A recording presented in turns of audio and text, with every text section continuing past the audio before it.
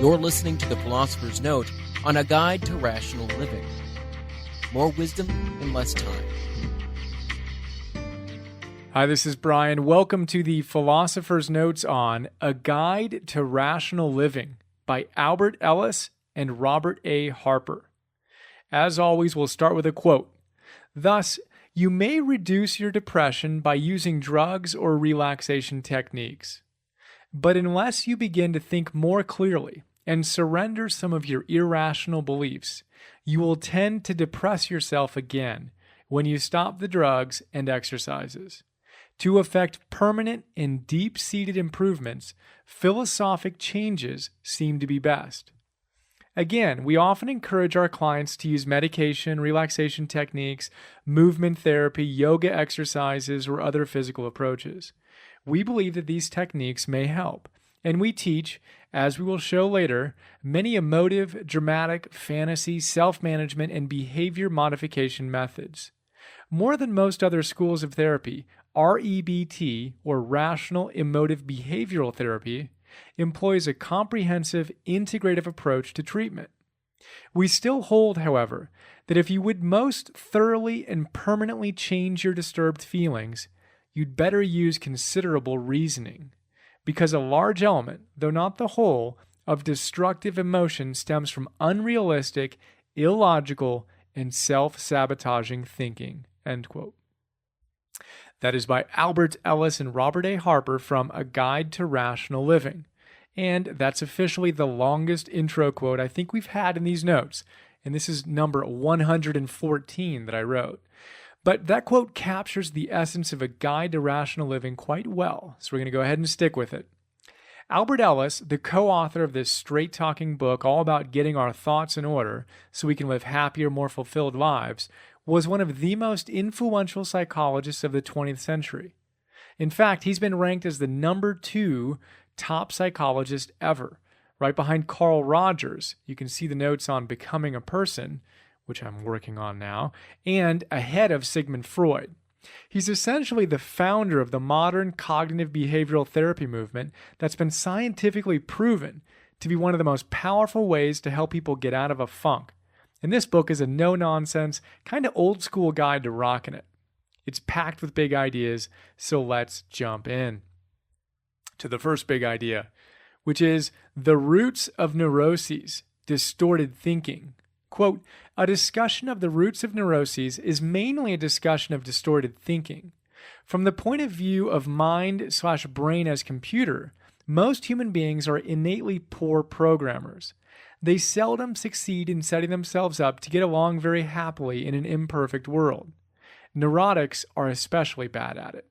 Although irrational behavior is sometimes due to faulty hardware, such as neurological impairment, it is also due to faulty software, to self-created, self-defeating, irrational beliefs. End quote. This book is all about challenging our irrational beliefs and reprogramming our software. So, how about a couple more computer metaphors while we're on that theme? T. Harv Eker strikes a similar theme in his Secrets of the Millionaire Mind. Check out the notes for that. He says, your programming leads to your thoughts. Your thoughts lead to your feelings. Your feelings lead to your actions. Your actions lead to your results.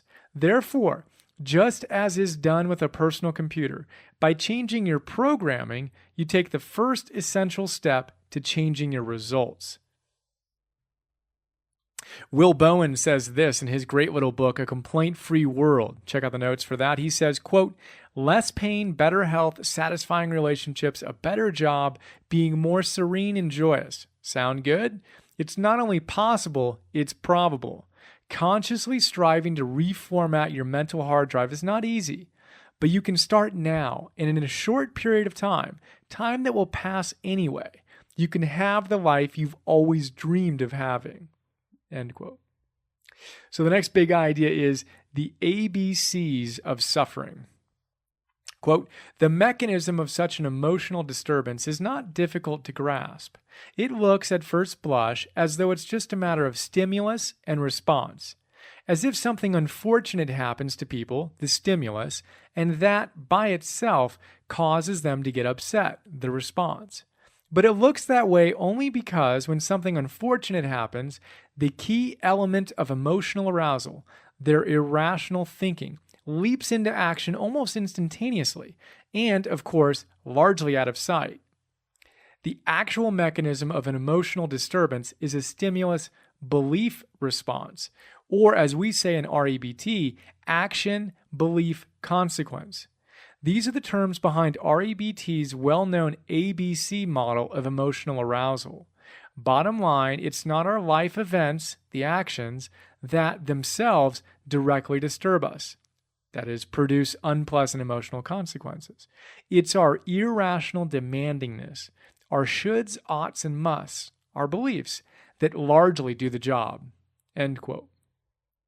Well, there you go. Those are the ABCs of suffering. Action, belief, consequence. Something happens, an action. We respond a certain way because of our conscious and unconscious beliefs. Then we experience the resulting emotions, consequences, ABC, action, belief, consequence. As much as we try to be a victim to our circumstances, it's never action, consequence, AC. It's ABC, action, belief, consequence. As you know, we talk about this all the time. And we have Albert Ellis and his passionate commitment to getting these ideas into mainstream psychology, and therefore into pop psychology, to thank for it. In short, the key is to become more aware of what thoughts, beliefs we have when we're stressed. We need to practice identifying and challenging them, seeing if we can come up with more empowering responses. And in the process, we learn how to step in between the stimulus and normal response so we can choose our most empowered response. That, my friends, is pretty much what optimism is all about. I really like the way Sonia Lyubomirsky describes it in The How of Happiness. See those notes. She says, quote, write down your barrier thoughts and then consider ways to reinterpret the situation. In the process, ask yourself questions like, what else could this situation or experience mean? Can anything good come from it? Does it present any opportunities for me? What lessons can I learn and apply to the future? Did I develop any strengths as a result? She also says this, quote, essentially all optimism strategies involve the exercise of construing the world with a more positive and charitable perspective. And many entail considering the silver lining in the cloud, identifying the door that opens as a result of one that is closed. It takes hard work and a great deal of practice to accomplish effectively. But if you can persist at these strategies until they become habitual, the benefits could be immense. Some optimists may be born that way, but scores of optimists are made with practice. I can say that I didn't used to be an incredibly optimistic guy, and I've definitely increased my optimism, and I continue to do so every day as I make this a practice to challenge the barrier thoughts, the thoughts that get in the way of us experiencing happiness is what it's all about. So let's move from there to the next big idea, a frantic search for perfection. Quote, let us emphasize that we do not believe that any human can, for any length of time, feel perfectly or completely happy. Your frantic search for a perfect anything, in fact, almost dooms you to misery. You aren't the kind of animal that achieves perfection in virtually anything, especially perfect happiness. Because of your ever-changing experiences, you are subject to hundreds of irritations, pains, ills, diseases, and stresses. So you can overcome many of your physical and emotional handicaps, as we show you in this book, but not all. End quote. Here's another liberating theme we come back to again and again throughout these notes. There are no perfect human beings, as Maslow says, and you're not going to be the first. So relax, or at least chill out a little bit, and know that our frantic search for a perfect anything almost dooms us to misery. Dan Millman puts it well in Everyday Enlightenment. Check out those notes where he says, quote, no one feels the same way all the time.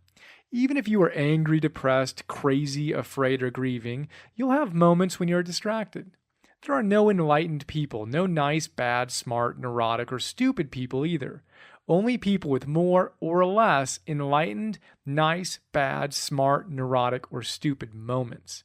End quote.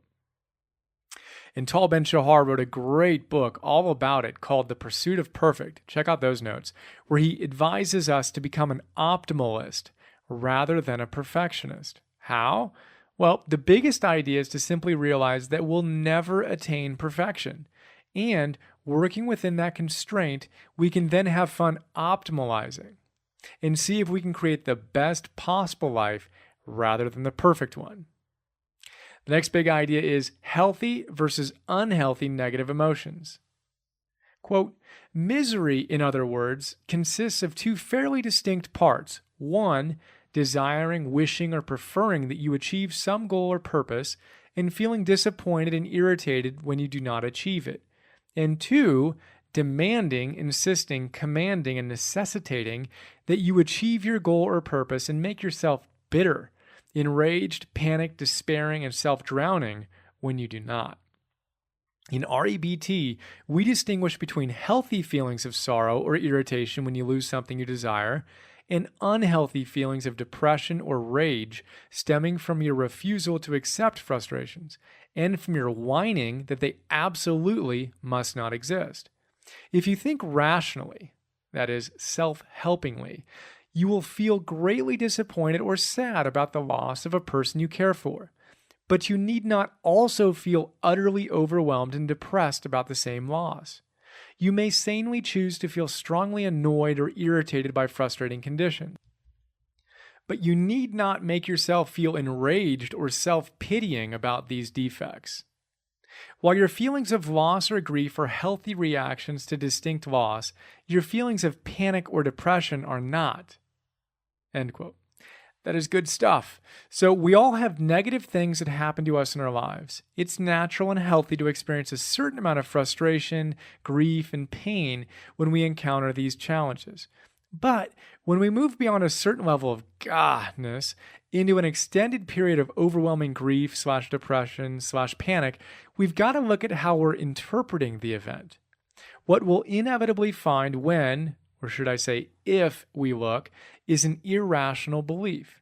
Namely, we're telling ourselves that whatever's happening, whether it's the car breaking down, our spouse breaking down, or the economy breaking down, should not be happening. And, well, arguing with reality like that is a one-way ticket to suffering. As Byron Katie so brilliantly says in her great book, Loving What Is, see the notes, quote, I realized that it's insane to oppose it.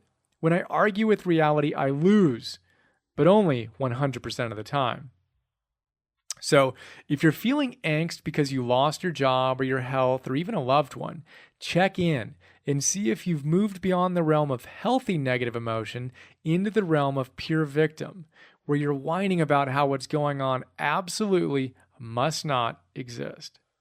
Then get back to our ABCs of rocking it and choose a better belief, thought, response, yo. Next big idea. You'd better think and act.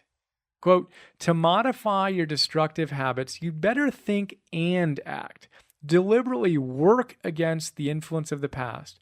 Force yourself, for example, to act toward your father in a more adult fashion, to risk his disapproval, to say and do things that you previously would have been panicked to do. If you never in all your life talked to a stranger on a bus, went to a party alone, kissed a partner on your first date, or did similar things you would like to do, force yourself until you keep trying these terrible, fearful acts. No nonsense. Don't just think, act. You can overcome years of past anguish and inertia by days or weeks of forced practice today. End quote. This is where the behavioral in rational emotive behavioral therapy and cognitive behavioral therapy comes in. It's not enough to just think about these ideas and transform our thoughts. We need to act in line with our new beliefs. In fact, as Ellis and Harper tell us, we need to force ourselves to move through our fears if we want to create a new way of being. Powerful stuff. So, what might you want to work on in this regard? As you contemplate that, let's move into the next big idea, make the plunge. Quote, in the final analysis, however, you'd better make some kind of plunge. make this plunge experimentally with the full knowledge that it may work out well and it may not. If you fail, it will be unfortunate, but rarely catastrophic. And failure doesn't have anything to do with your intrinsic value as a person. Humans mainly learn by doing and by failing, a fact that you can, without liking it, gratefully accept. End quote. I love that. For so many reasons. First, I love the practice of taking the plunge and seeing our life as one big experiment. Maslow and Emerson come to mind here. In Motivation and Personality, check out the notes, Abraham Maslow tells us, quote, "It seems that the necessary thing to do is not to fear mistakes, to plunge in, to do the best that one can, hoping to learn enough from blunders to correct them eventually." While Ralph Waldo Emerson tells us, all life is an experiment. The more experiments you make, the better. There's something so liberating about seeing our lives as an experiment. It's an incredibly cool way to tame the perfectionist gremlin and give ourselves room to really explore and, for me anyway, enjoy life a lot more. Back to you. What can you approach with a little more experimental energy? As you do that, know this, the next big idea, difficult does not mean impossible. Quote, "Difficult, however, does not mean impossible. Of course, you will find it hard to think and act rationally in an irrational world. Of course, you will have trouble reasoning your way out of circumstances which have handicapped you for many years. All right, it is difficult, but it is also difficult for a blind man to learn to read Braille, a victim of polio to use his muscles again, or a normal person to swing from a trapeze, learn ballet dancing, or play the piano well. Tough, but they and you still can do it." End quote. Love that as well. I love that. Difficult, however, does not mean impossible. Marcus Aurelius echoes this sentiment, or perhaps they echo him. In this classic wisdom from Meditations, he says, quote, "Because a thing is difficult for you, do not therefore suppose it beyond your mortal power. On the contrary, if anything is possible and proper for a man to do, assume that it must fall within your own capacity." End quote. Is there anything in your life that's difficult, perhaps even very difficult, that you're convincing yourself is impossible? Check in on that and change your perception if you need to. Difficult does not mean impossible. The next big idea is the essence of neuroses. Quote, "We can actually put the essence of neuroses in a single word, blaming or damning. If you would stop, really stop damning yourself, others, and unkind conditions, you would find it almost impossible to upset yourself emotionally about anything. Yes, anything." End quote. Well, I love that one too. And as it turns out, note number 113, the one I did right before this, on a complaint-free world, was all about this exact theme. Check it out for more goodness. For now, we'll let Maya Angelou do the honors. She says, quote, "If you don't like something, change it. If you can't change it, change your attitude. Don't complain." Which leads to the next big idea, accept yourself. Quote, "Yes, you acted poorly, and you will keep getting unfortunate results if you continue to act that way. But don't, under any conditions, put down yourself, your entire personhood, from making such errors. Don't blame or devilify yourself in any way, no matter how many times you err. Your acts may be foolish or immoral, but you cannot justifiably be damned or downed or devilified for performing them." End quote. That's a really big idea. Step back, notice your behaviors that aren't producing the results you'd like. Take more constructive action, but always accept your whole self, period. And the next big idea is the final big idea, get into flow. Quote, "People rarely feel particularly happy or alive when inactive except for short periods of time between their exertions. Although they may get tired and tense when continuously on the go, they are easily bored and listless when they constantly rest. Passive enjoyments, such as reading, playgoing, or watching sporting events, are often entertaining and relaxing. But a steady diet of this kind of, quote, activity often leads to dullness and apathy. Intelligent people tend to require vitally absorbing activity to stay most alive and happy. They rarely are enthusiastic for any length of time unless they have some rather complex, absorbing, and challenging occupations or interests, end quote. Mihai Csikszentmihalyi basically wrote an entire book on this subject called Flow. Check out the notes for the full lowdown, but know this: a lifetime of drinks with pink umbrellas on the beach will not lead to happiness, nor will zoning out on Facebook or in front of the TV. We need something that fires us up. I should also say, neither will fully participating in your fantasy football league. We need something that really genuinely challenges us.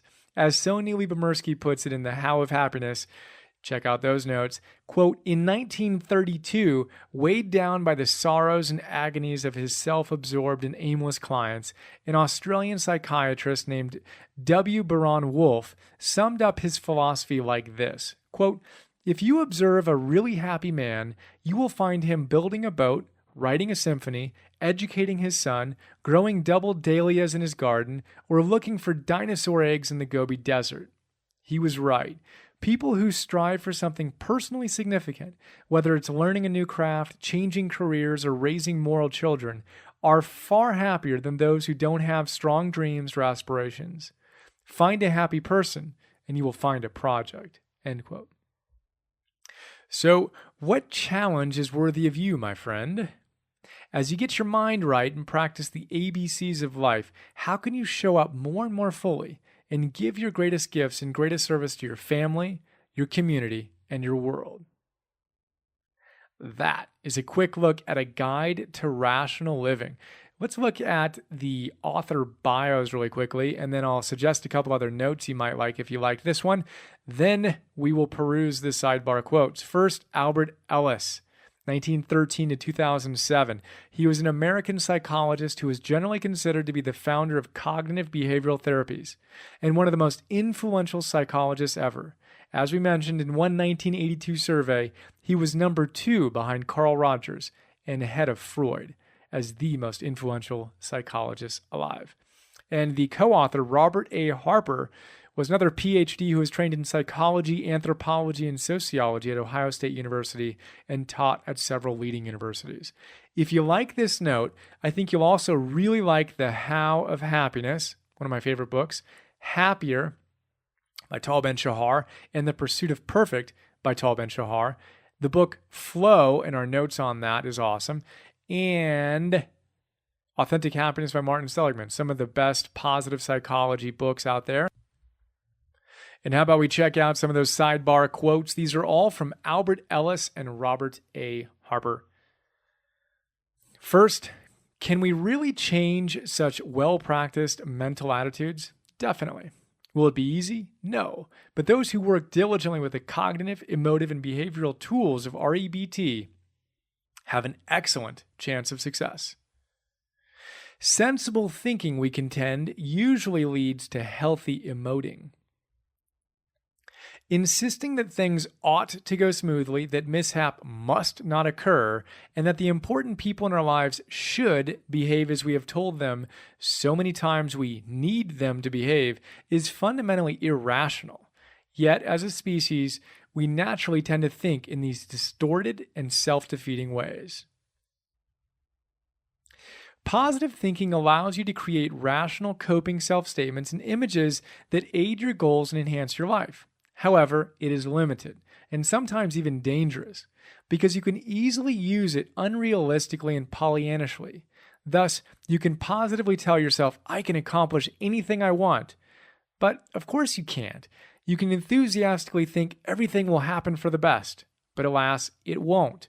Positive thinking, moreover, often covers up and doesn't really remove your underlying negative thinking. Emotional disturbance often consists of taking a healthy wish for approval and turning it into an unhealthy demand, then refusing to do much to win it. How about, quote, we achieve few outstanding gratifications without risk-taking. And difficult, however, does not mean impossible. One of my favorites.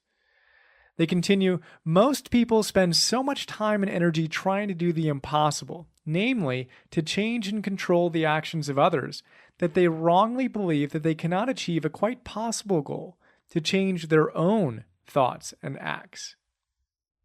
And finally, quote, your present behavior largely stems from your thinking.